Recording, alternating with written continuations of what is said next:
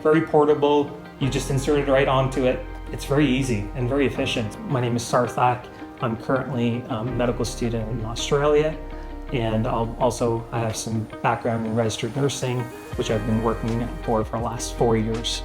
So working with the Venipuncture models today, I had a great experience knowing that I'm able to work with something that feels like your hand, feels like an arm per se, and able to kind of feel for different veins, kind of have an idea of how superficial or how deep the vein is itself, and at the same time use different features available. So this is, for example, a fluid overload patient, put it on and say, you know what, now how does this feel? What kind of experience does this give me?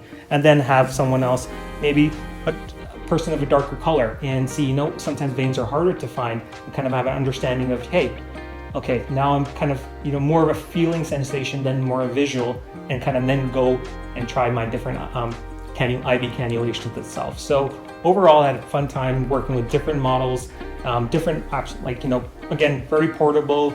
You just insert it right onto it. It's very easy and very efficient. So again, great time working with these models.